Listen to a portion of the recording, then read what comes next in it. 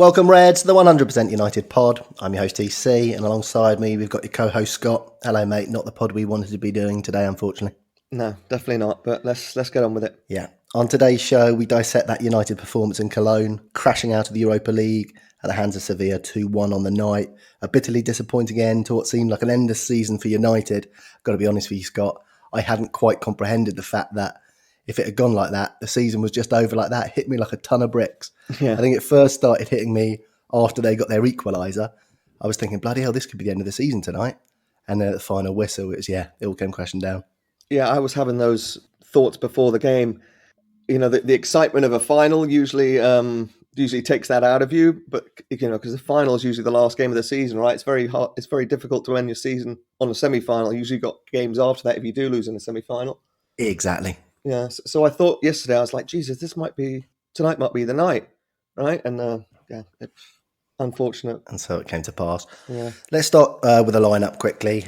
We did debate whether Ollie would get David De Gea back between the sticks, and he did give him the nod over Romero. That's got to spell the end of Sergio Romero's United career. You got to think. Probably, yeah. Probably. He looked furious as well. He did. I mean, rumours are mounting that Henderson's actually going to come back and compete with De Gea. But yeah, De Gea got the nod at Ollie, trying obviously to instill a bit of confidence in him ahead of next season. But thank God we had two keepers on the bench in case he did fluff it up, right? Yeah, I mean, we'll get to that later, mate. I wasn't too happy about that at all. You weren't happy. What about my boy Joel Garner? Tell me about it. Yeah. back to Joel, is he? Yeah, not going to give me anything for that. I was surprised. Yeah, that was absolutely mental having two keepers on the bench. Yeah. And it was even more mental as it got later in the game, but we'll discuss that a little bit later. We had Aaron Wan-Bissaka, Maguire, Lindelof back alongside Harry Maguire, and then Brandon Williams starting on the left of defence. Kind of picked itself, really. Mm-hmm. Yep. Ahead of them, we had Bruno, Pogba, and Fred got the nod ahead of Matic, which was a surprise to certainly to us, wasn't it? Yeah, definitely to me. Yeah. You know, it's funny, now these Sal Niguez rumours are coming back up. They're very, very similar players. I'm wondering if he's seeing that's a possibility, right? I mean, it'd be a very nice possibility. It would be. Fred did all right, you got to say. He did. I thought it was going to be a 60-minute, and then Matic was definitely going to come in, but Me too. It wasn't to be. Me too. And you're right. I thought Fred performed fantastically, actually. I thought he was great, but I don't think he is that position. I think, No. and what happened is him and Pogba had to kind of share the duties at the back there, and then you lose that part of Pogba's game, I guess. But no, I can't criticise Fred. Then up top, we went with the usual three: Rashford, Martial, and Mason Greenwood out on the right. We discussed possibly whether Mata might come back in after his match-winning display against Copenhagen, and also the fact that Sevilla were always going to have quite a handle on that midfield. But Ollie went for tried and tested. You can't really criticise him for the way the team was set up, really. No, I was pretty surprised with that. After you suggested it the other day, it was a really good shout. And then it seemed that the United Instagram or the United social feed was just being flooded with pictures of Juan Mata, and it seemed like it was going in that direction, didn't it?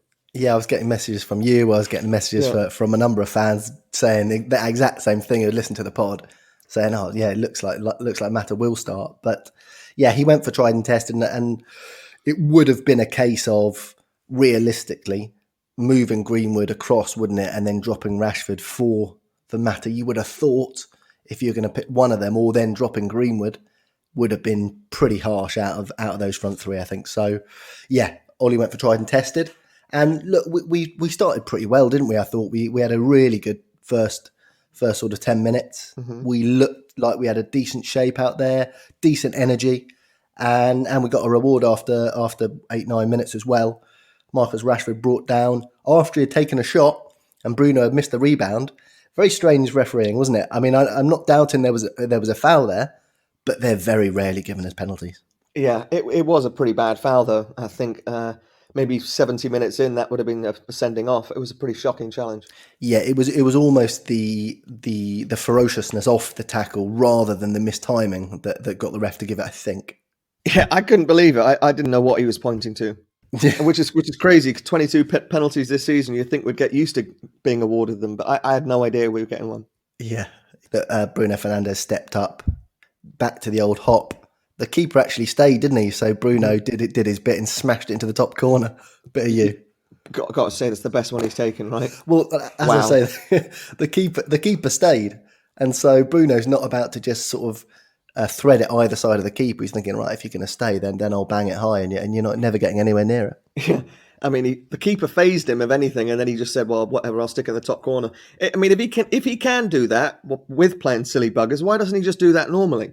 Well, I guess what I love about Bruno, I know you're still not a fan of the hop, are you? But what I love about it is he's playing the game with the keeper. Like you've said, he's controlling what the keeper does. He's making the keeper stay there. So then he says, okay, I'm going to bang it high. Next time, then the next keeper goes, okay, well, I've got to go early because he's going to bang it. And then he waits and slots it the other way. It's a great game of cat and mouse. And I feel like he's not just trying to score, he's trying to make the keeper look a mug as well. Which is nice too. I mean, I've been at that old United arrogance. We don't need that though, just come on. I mean, I don't know. Look, Scott, we finally got a guy who's banged in every single penalty since he's arrived. Yeah, you are. I'm not complaining. I'm really not. It just... I think I'm getting more confident with the run up, but last night it was again watching through my hands, mate. Yeah, it was nervy. But look, 1-0 up, and that was the fear, wasn't it? That we wouldn't get our reward for our early pressure, and the game would slip. We got the goal, and then we had another great chance just a few minutes later as well. Another great win by Fred in midfield, kind of pickpocket. Yeah, threaded it to Bruno. Bruno back to Fred, and Fred, little step over, a missed chance. And at this stage, we thought, it's just a chance miss. It's Fred. But unfortunately, this was to be the theme of the game. And in these big games, you've got to put teams to bed when you get a chance. You look at what's happened in these games over the last few days in the Champions League as well. Bayern absolutely demolishing Barcelona. And in these one-off games, no second leg, no second chances. You've got to be more clinical than we were on the night. Yeah, you really do. And that was our Achilles heel all game. Yeah. And then just after that, we got our first warning at the other end, which again was a warning for later in the game. Aaron Wan-Bissaka going to sleep from a throw-in. Almost a massive opening for Sevilla. De Gea saved strongly with his fists at the near post from Ocampos. And then Brandon Williams was booked for a silly challenge, really, after 17 minutes. A youngster like that, of course, but part of the reason why he did the silly challenge is because he's a youngster, but you don't want to be putting yourself under that kind of pressure that early in a European semi-final. It was needless, right? If you're going to get booked as well, at least put one on him.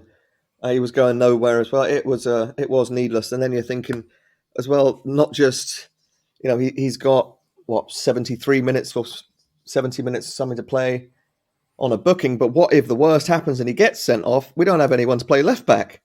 100%, Scott. This is exactly what I was thinking. It was silly stuff, but we were looking good on the break. Bruno almost put Tony in. We had a lot of time around the box for Bruno Fernandes, who was picking up lovely little pockets of space. Sevilla picked up their second booking of the game, but then, and I wrote it on my notes, Scott, that Sevilla have been ramping up the pressure, and then in the 26th minute, unfortunately, they struck through Suso. We highlighted the fullbacks, didn't we, in the pre-game show? Reguilon got down the left. There was a number of players that you can point your finger at. Lindelof was way out of position, and then Wan-Bissaka didn't do great, and then Brandon Williams left Suso totally free at the far post as well. I mean, who would you point the finger at if you had to, mate? I don't know. I on my notes it says caught with pants down. AWB skinned, Williams all over the place. So and then looking at the pictures of you've seen these no look defending pictures from Harry Maguire. Oh, I mean, he's obviously looking to where the attacker was. Right, there was a guy coming in the middle. Yeah, and also the other criticism you get is that Lindelof never looks over his shoulder to check where people are. So there's two sides to the coin, aren't there? I do think Lindelof was maybe found out a bit last night. That the difference between a 30 and a 60 million pound defender was pretty evident last night. Yeah, I would agree. There, he was out of position, but Wan-Bissaka, who didn't cover himself in glory for the night, and Williams, who looked like a 19-year-old playing his first season, didn't he? Unfortunately, last night as well. Any blame for David De Gea getting beaten by that shot? Yeah, maybe, but he was sort of floundering out over there, wasn't he? He was sort of a fish out of water. Any blame in the officials for not calling that a throw-in? Any officials for not bringing it back on VAR? What's that about? You can't bring it back on VAR, unfortunately. So if it's like the goal we conceded remember when the ball was moving from the goal kick and they banged it over the top. We conceded, obviously not in this game, way back months and months ago, and we were complaining. I think it was in a European time maybe, and the ball was moving. Oh yeah, it was against Lask. It was the first goal at Lask, wasn't it? You can't go back. You can't go back, unfortunately, to a set piece. And that's stupid. Yeah, so that's exactly what happened, because it came off his his rather impressive hair, didn't it? Yeah. So for me, I'm not giving any blame to David De Gea on that one. I think coming across there, it would have, if he had saved that, it would have been an absolute world class save. So I'm not blaming him particularly on that one. I must say, on a side note, it was annoying me seeing him wearing the exact keeper's kit that Leon had been wearing the other day. And then it annoyed me the other day when the Copenhagen keeper was wearing the exact kit that we've been wearing this season before we got the new one. Yeah, I mean, I know you highlighted that before, but yeah, it's rubbish, isn't it? It is, but I've got to say, I actually didn't mind the colour of that keeper shirt. I really didn't. Yeah. Peachy pink? Yeah, I didn't mind it. I bet you didn't. I think I prefer it to the yellow, but... Yeah. You're never going to see it again, are you? Never going to see it. Because we're going to be playing teams with... Well, maybe if we're playing a team with red and white and black shorts, Southampton, something like that, maybe. Yeah, never going to use them. It's like those tungsten tip screws. It looked like it looked like there was a leather collar on it. It looked a bit weird to me, but it looked kind of kinky, didn't it? It did look a bit. What do you make, as soon as we're talking about kits, what do you make of the new away kit? Inspired by the green and gold. Come off it. What are you talking about? What? I mean, how? How is that inspired by green and gold with someone with colourblind? I mean, mental. Because it's a bit green. I mean, come on. Is that the closest we're going to get to green and gold? You're having a laugh, mate. I was thinking if that's the case, then at least put yellow numbers on it or yellow trim or something. You know what I mean? I mean, it's crackers. Inspired by green and gold. How? Well, I mean, how? You wait to see this Dazzle camo to see what mugs they think we are, that we're going to spend money on that. I mean, but how stupid do they think we are that we're going to believe that that's inspired by green and gold? Insane. Well, yeah, and if anyone was wondering, it's not snakeskin pattern. It's inspired by the rivers of Manchester. Oh, nice. So that's the pattern. Yeah. Another one. Where do they get this stuff? For you fans, yeah, because we've been asking for a black kit inspired by the rivers. Yeah. How did you know? The funniest thing was almost a parody, though, Scott, was that all the photographs were done on a bus with bus seats, and then when they did the official picture, the pattern of the bus seat was around it. And, everyone's been slagging us off saying, oh, your home kit looks like bus seats. Yeah. And the parody of it all was just insanity. It was. But from afar, it looked all right. Yeah, it's not too bad. Could do with a bit of red on it somewhere. Yeah. But it's a Monet painting, isn't it? It's nice from far, but far from nice. Your forte. Look, I'm glad we're having a few laughs today because I've been blooming depressed all day, pal. Look, we had a massive chance for Anthony Martial, just less than 10 minutes after the goal. Pogba was square. It is a possibility. There was a lovely ball from Fernandes. Got to at least make the keeper work there. Come on, you can't. And that's his bread and butter, isn't it? That's his wheelhouse. I mean, come into him, he's coming in off the left, just curl it in that far bottom corner or something. You've seen him score that goal 20 times and he couldn't even get it on target. You got to say, he's had a fantastic season this season, Martial. But he wasn't very good last night. He wasn't, Scott. And yeah, unfortunately, look, in the last 6 games, Rashford and Martial have scored one between them, and it was against Lask. So if you want to think of the 5 live games, the last 5, and you're including 2 semi-finals in there, neither of them have posted any goals in that time. So it's a little bit worrying. When you've got a strike force that's 24, 22 and 18, then you're always going to have hope for the future. But when it's come to the crunch, although Martial, with the ball at his feet and dribbling and stuff, it looked great, they haven't posted those numbers. No, and it's a numbers-based business, right? It is. He's not. It was frustrating because I love Anthony Martial more than the next person, and I want him to succeed as much as everybody. But he's got to be absolutely elite. He's got to put away at least 2 of those chances last night for us to for us to come away, and it really breaks my heart if he's not quite that good enough. Yeah, you're right. It's a numbers game, and also it's a manner of game. The size of the game is so important, isn't it? I mean, I think back to, say, for instance, like Didier Drogba. He didn't post massive numbers throughout seasons. He wasn't banging in 30s and 40s at all. But when it came to a final, bar Moscow, got sent off and didn't take a penalty, as we know. He was so good in finals. He's remembered as a far better player than he actually was, I think. Yeah, that's right. In hindsight. And it's absolutely critical when it comes to the crunch. We were calling the Leicester match effectively a final, weren't we? And we've had these two semis as well, and they haven't been there. So, yeah, that is worrying. And again, on the notes I was saying we've got to make the most of these openings, and we did have plenty of openings. I enjoyed that Aaron Wan-Bissaka cruncher just before half time, and we still had that option on the break, and we were still looking dangerous around the box. Martial and Bruno combined again. Scuffed by Bruno, another penalty shout. I mean, if we're talking VAR, that looked like a penalty to me, Scott. Yeah, but I think after we get one, we're not going to get another one, right? No matter what happens. Yeah, well, that is exactly what happened. I think if we hadn't been we haven't been given the first one, I think that one would have been given. Realistically. Yeah.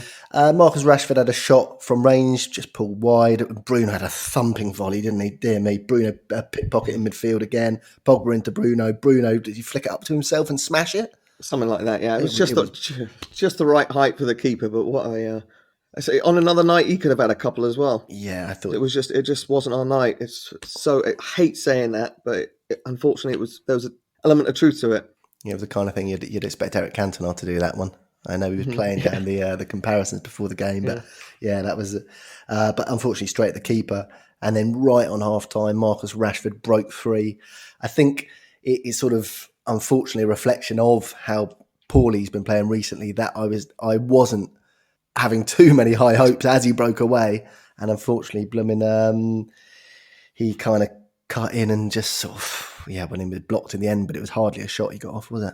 No, on my notes says something just off with him, and then I wrote needs the break to come, and I started to write now, but I couldn't actually because that would obviously mean we'd lost, and it just said NO, and then next season we'll see much better for him. I really do believe that. I think he needs a few months off, or a month off at least, and just recharge some batteries, and to come back and play so many games after such a big injury is maybe a bit too much to ask. I don't know, but something's just off with him. Yeah.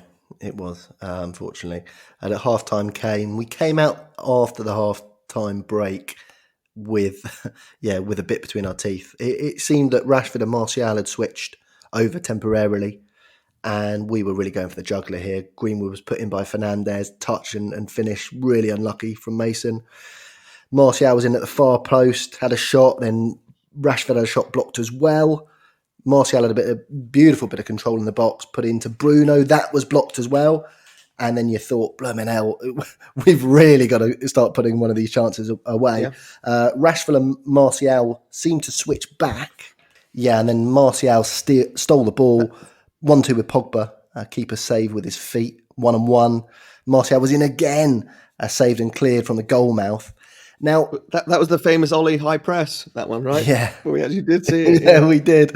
Now look, people are saying, "Wow, what are the chances? You got a world class performance from the Copenhagen keeper last week, and then we've got the world class keeper performance from Bono this week. Was it great keeping or was it bad finishing? A bit of both. Yeah." I mean, it wasn't like De Gea at Arsenal, for instance. It wasn't like in between those good saves, there was like 3 or 4 worldies, or his performance against Spurs, for instance, where you save 2 or 3 where you think you shouldn't be saving that. And then you buff it up with another 7 or 8 where it's kind of hit at you a little bit. That, for me, is a great keeping display, not coming out, making yourself big and the striker's hitting you all the time. That one that Martial went through and he saved with his feet, though, that was a pretty good save. I mean, if David, but that was when you're thinking this isn't going to be right. No, we just didn't quite have that edge to cut them open. Well, I mean, we were cutting them open, but just finishing them off, right? Mm-hmm, yeah. The killer cut. I mean, On the 56th minute, Lopetegui pulled the trigger on his subs, made a double sub, brought on Luke de Jong and Munir for Campos and El Nesri. And after that momentum was pretty much killed, wasn't it? Mm-hmm. Yeah, we didn't see another kick for the rest of the game, it felt. Yeah, I thought Pogba started the half superbly. I thought he had a great second half as well. And yeah, look, those subs seemed to stem the flow. Williams made a fantastic tackle tracking back and challenged nice mature stuff from him. But we had 10 quiet minutes since the subs, and we were getting frustrated. Marcus Rashford slammed the ball down, got booked. That was really stupid behaviour from him as well, wasn't it? Mm-hmm. Yeah, but petulance and just showing the frustration as well. Yeah, that he knows something isn't right. But you're right. If anything, Solskjaer should have seen when Lopetegui made those subs and thought maybe we should do something here too. Well, this is the thing. I mean, one thing with the Rashford thing, he almost came back and hit me in the face. He just moved out of the way in time. He really slammed that down hard. It was very, very close, and he's got a bit of a schnozzer on him as well, hasn't he? So that would have hurt. But yeah, look, Ollie didn't react, and Lopetegui had made those couple of subs. We had Pogba trying that Pog boom that you've been dreaming of, but it's well over. He hasn't had as many. Look, I've loved the maturity of his displays. I've loved the fact that he's been happy to let Bruno Fernandes take the kind of superstar role, if you like, recently.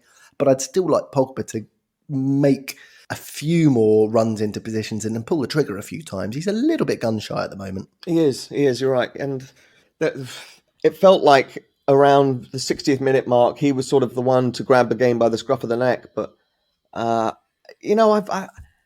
haven't really noticed a huge improvement in Paul Pogba in the last few years. I think he's stagnant, if you will. And I really hope that something changes, because it's just, you see all that talent and you just see it not being wasted, but just not being fulfilled.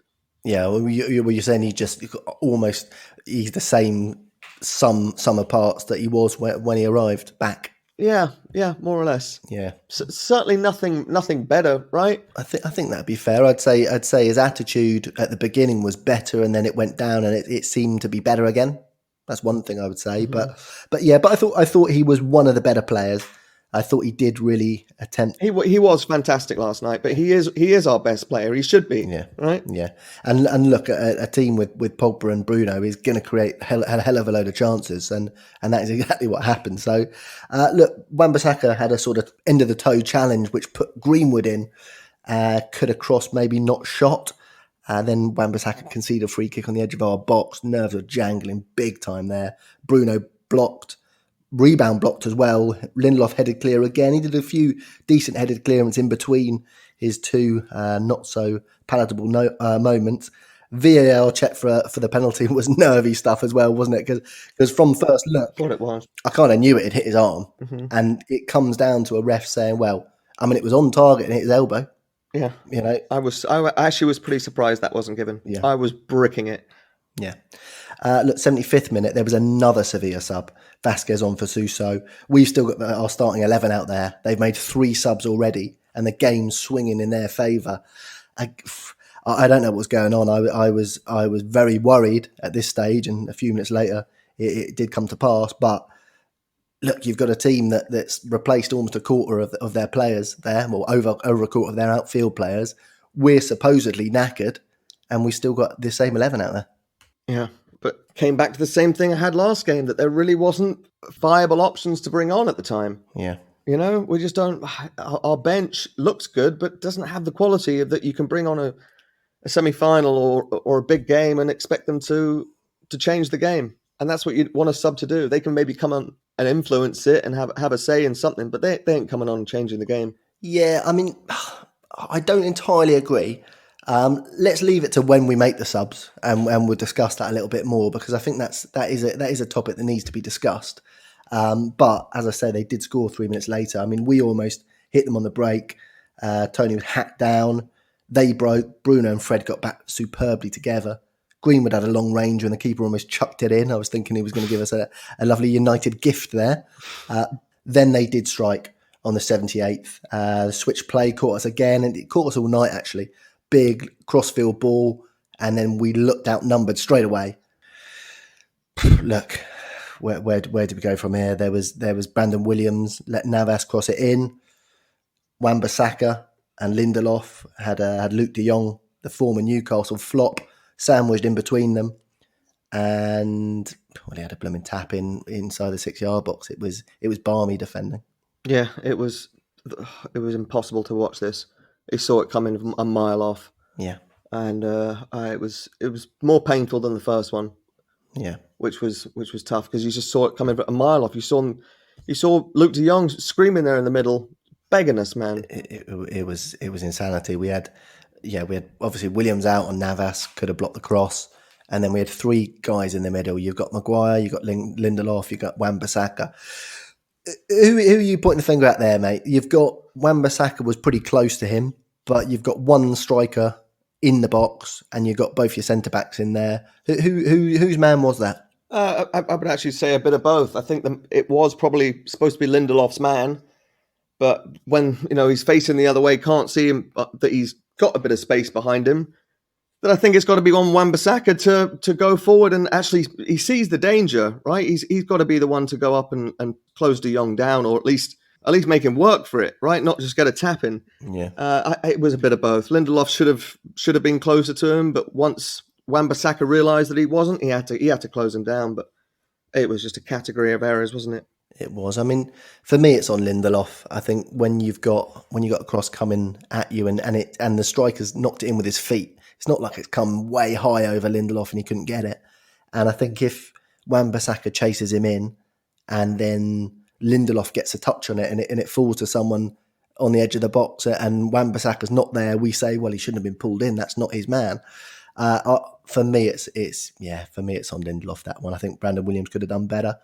But as I've said, I don't think that we should be relying on Brandon Williams to play half a season for us at left back again and again. And Luke Shaw generally has about half a season off injured, and I think it's unfair to expect a 19-year-old to come into the side as a right-footed left back who learnt his trade at right back to be playing out there in these high pressure games. So yeah, there was plenty of fingers to be pointed, and also De Gea's dominance of that 6-yard box is still something that you talk about Pogba not improving.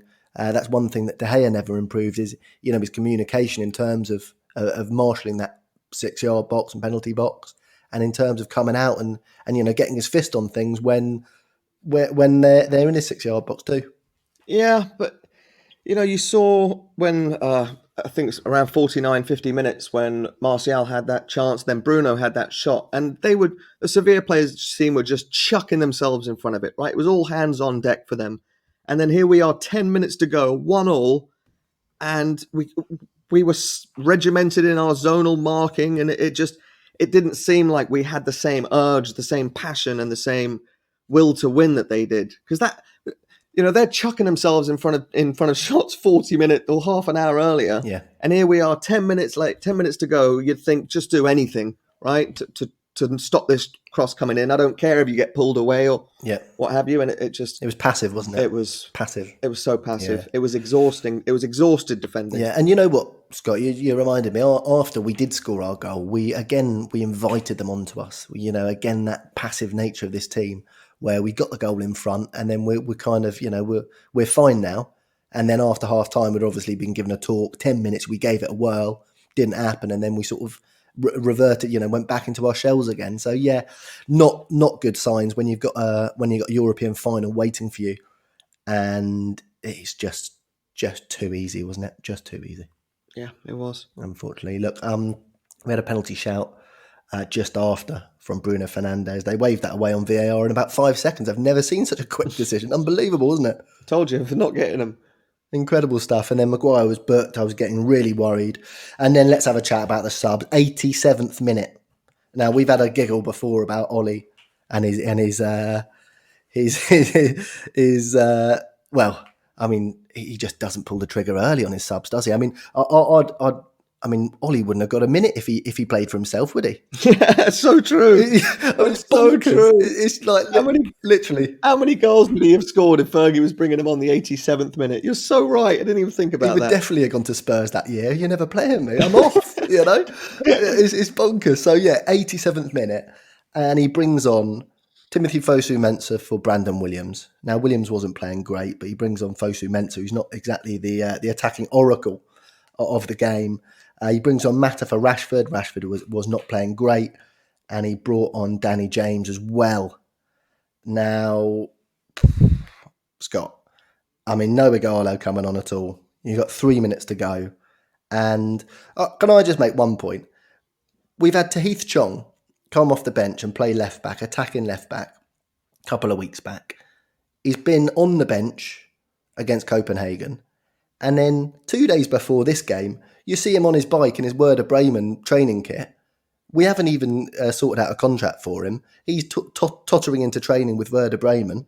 And then we've got 2 keepers on the bench. And then we bring on Timothy Fosu-Mensah for Brandon Williams. You can't tell me that bringing on Tahith Chong at left back at that stage, well, maybe even earlier, wouldn't have been better when we're chasing a game. Bonkers stuff. Crackers. I just almost unforgivable. That why would we? I just don't know. So what? So Tahith Chong can have a couple extra days doing pre-season training. It's insanity. I mean, and it's almost like we were pushing him out the door. That we hadn't even agreed a contract, and they agreed it officially just on the day of the game, I believe. And it's just, and then you've got Grant and Romero on the bench. Yeah, and Joel Garner, crazy. Yeah. And you know James Garner. I thought before the game, I was being a bit picky by thinking, blimmin' hell, we haven't got Chong to bring on in that situation. But the situation did come to pass. The situation came where Brandon Williams wasn't playing great. He wasn't offering anything in attack. Putting on Chong as a left back, being that left wing, putting Igalo up top and having those extra options, I don't see what would have been wrong with that. We didn't have anything to lose, right? No. It was stupid. Really stupid. And also, Scott, I know you're saying that we haven't got the options on the bench, and lots of people are saying we haven't got the options on the bench. But, you know, Ollie and the coaching staff are responsible for the squad. They're responsible for... We haven't got any injuries. You know, we're responsible for putting a squad together. And he brought on Dalot and Chong against PSG. Mm-hmm. They're both still at the club. Ashley Young started, Chris Smalling started, Lukaku started. These are 5 players who have gone from the squad. Dalot just seems out of favour and might have picked up an injury now, just before this, but he wouldn't have played him anyway. We might not have the options on the bench. Mata came on, didn't he, after full-time whistle the other day and changed the game. Igalo was banging the goals in earlier in the season. I'm not totally buying that we don't have the options. I mean, if we'd had Luke de Jong on the bench, would we have brought him on? Yeah, no, we wouldn't. You know, we would have thought he was rubbish. And the thing I say about we don't have the options, I don't think we have better options than we did on the field. Yeah. If you know what I mean. Yeah, but and it's tough to say because Martial missed a hatful of chances, but I still couldn't. I didn't have confidence in Igalo over Martial to score a goal. Yeah, I mean, I wouldn't have complained if we had popped Martial on the left. He looked dangerous out there when he played there for 5 minutes. Mm-hmm. Put Igalo up top and gave that a whirl.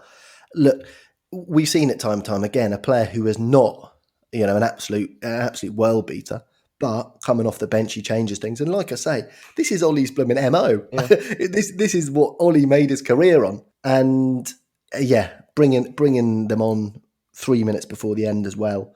And you know, Danny James, that wasn't the game to bring him on for, was it? Certainly not a right wing back, no. Yeah, cracker stuff for Wan-Bissaka, wasn't it? So, but yeah, if you look at the Sevilla team and you think of how many of their players would even start for us, it's not too many, is it? No, it's not. It's embarrassing, mate. Which is why I didn't want to play him. Yeah, because Wolves wouldn't have beaten us last night. No, they wouldn't. What do you fancy about their left back Reguilon? He's obviously good player, but you know he belongs to Real Madrid. They're willing to sell him for 30 million, but they want a release clause of about 50 million, so that you know if he's tearing things up, then they can come in because they've also got Mendy in to play left back. He looks like a decent option, doesn't he? He's I think he's only 22. Yeah, he's a good option. I actually signed him on Football Manager. He's pretty good. Did you really? Yeah. you and Ollie burning the hours. I make my subs earlier, mate. I make my subs earlier. Yeah, I bet you do. Look, that's one thing I will say. If we're gonna persist with, you know, say you got Wan-Bissaka, we've bought as a kind of defensive fullback on the right, then we've got to have, you know, either Shaw's got to be bombing down the left, or we've got to get someone else who's going to be a real attacking left back. because when we play like this and we've got two fullbacks who are so, they're not making any effect on the attacking sort of part of the game. Look, Wan-Bissaka picked up some lovely positions at times, but we just didn't pick him out because it kind of wasn't worth it at times. They kind of left him free because they weren't afraid of him. If we had someone on the left, I always liked that in the past when we had for instance, when we had Wes Brown, didn't we, in the 2008 season, played right back, and then you had Patrice Evra bombing down the left. I like that balance, having a solid fullback and one who's a little bit more wild. Yeah, something needs to happen, right? Because, as you say, Luke Shaw, you can't count on him to be fit for long periods of the season, and Williams is still in his learning curve. But I think a game like last night would have given a lot of experience to someone like Brandon Williams, a lot of experience to Wan-Bissaka, and I mean, neither of them had their best games, but they weren't embarrassed, I don't think. And Wan-Bissaka's still 22, isn't he? Yeah, he is. So he's very, very young. It was, 6 minutes added time, and then the subs got even worse. I was furious at this. 93rd minute, wasting our own time. Bring him on 87. We're wasting another 30 seconds of our own time, bringing on Ighalo for Mason Greenwood on 93 minutes. Yeah, shocking.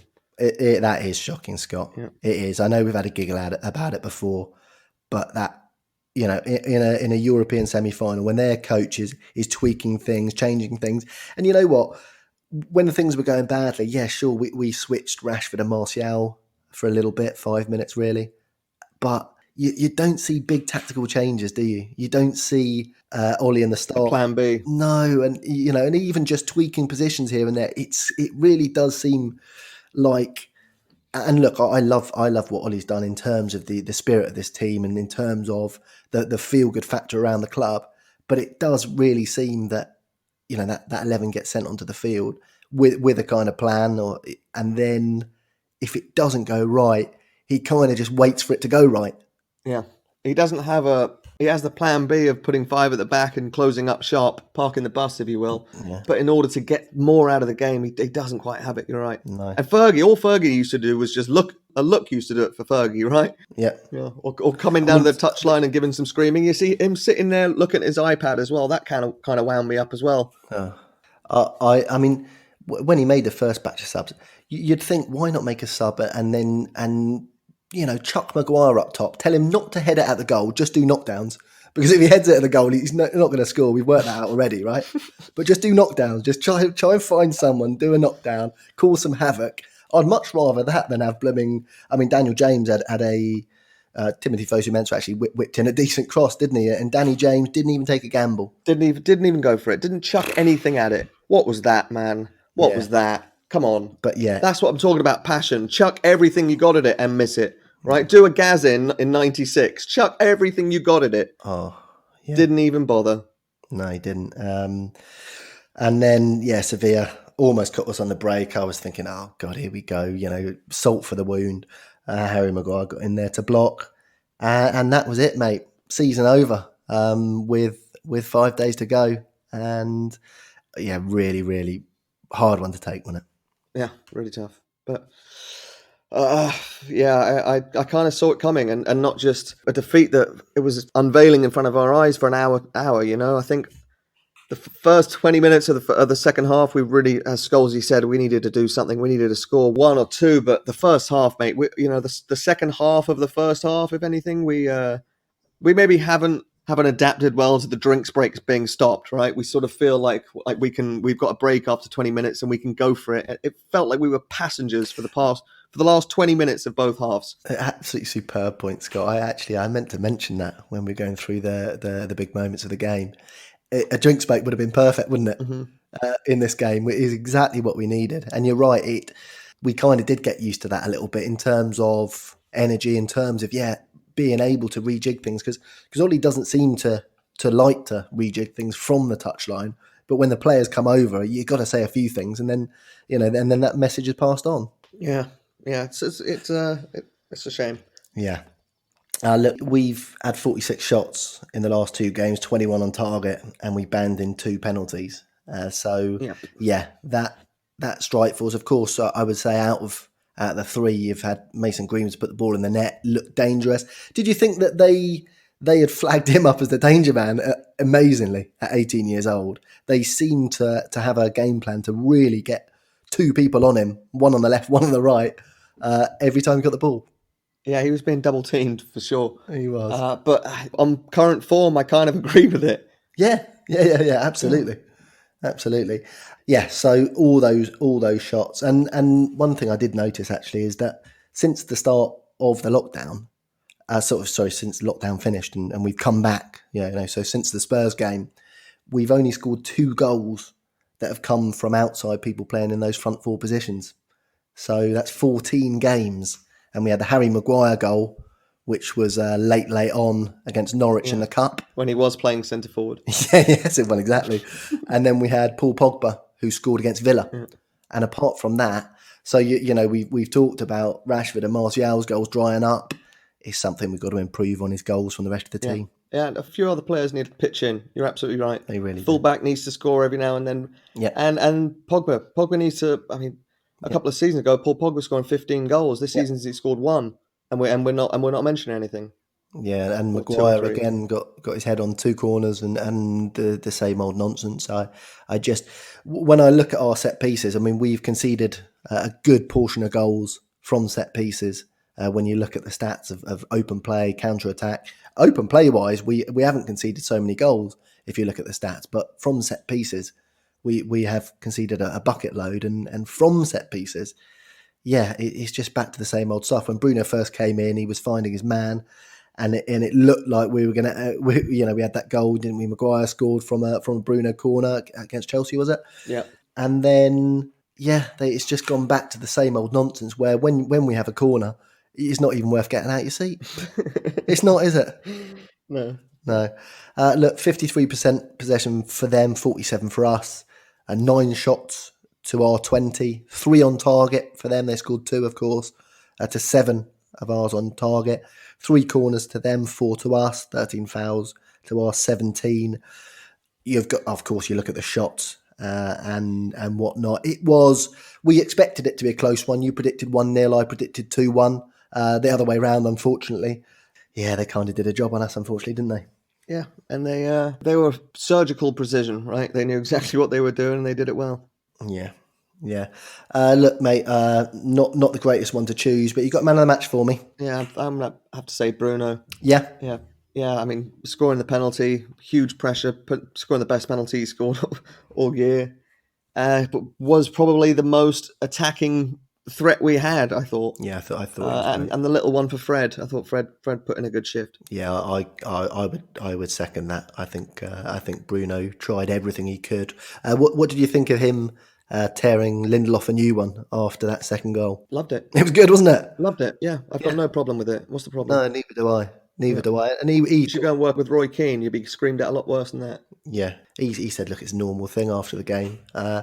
Do you see Bruno wearing the skipper's armband in the future, possibly? I would love him to. But I think we've sailed that ship, right? I think that Maguire's got it for a while now. I don't think you can take it off him. Yeah. We'll see. But yeah, he'd certainly deserve it. Look, mate, it's going to be 3 seasons without a trophy. First time since between 85 and 89. Of course, the start of the Fergie years. And I love to cling to the positives. When we lose a game and when things go wrong, I'm annoyed, and then I'm looking towards the next one. I'm glad we didn't do this podcast last night because I was furious. But look, when the pressure mounts, of course we manoeuvred the Leicester game, but you look at those 3 semi-finals. When the pressure mounts, there is still that question mark: is do we crack? Because it looks like we do. Yeah, and that's what I mean. Like, we have the players to get us to a semi-final, but not quite into the final, right? It's but then again, all it needs is one player to come in, and you stick one of either Rashford, Martial, Greenwood on the bench, and you sort of rotate them, and then we got a good option to bring on as well. Gives a good bit of competition for places. One player can be the catalyst for this whole turnaround. Well, we've seen that already, haven't we? And you know who it is, yeah. Yeah, but we've already seen that, haven't we, from January with Bruno coming in and the difference he made. So, yeah, things can change pretty quickly in football. So we'll have to dust ourselves down and go again because the season will start pretty soon. We've of course now finished our season. We'll wait 30 days, and it looks like we will start the next season now, just 4 days after the start of the season. So we'll start on the Wednesday instead of course, the Saturday. And there's a little leak coming around that we could have Arsenal in our first game. Could be, but would that be postponed to the Wednesday, or would that be postponed to a later date? No, I believe that would be played on the Wednesday. Okay. And then we'd go again on the Saturday. So all right, well, we've got to be ready for that. That'd be a tasty little start to the season, wouldn't it? It would. We've got to be ready for that. Can't be losing to them first game of the season, that's for sure. No chance. Anyway, thanks for joining us again, everyone, and thanks for all the support this season. Make sure you subscribe if you're new, and everyone get following our Instagram at United100 Podcast. We'll be back in the week with a transfer special pod. Watch out for our end of season review pods, which will be out soon too. Until then, thanks for joining me again, Scott. Thank you, TC. Take care. Cheerio, Reds. Ta-ra.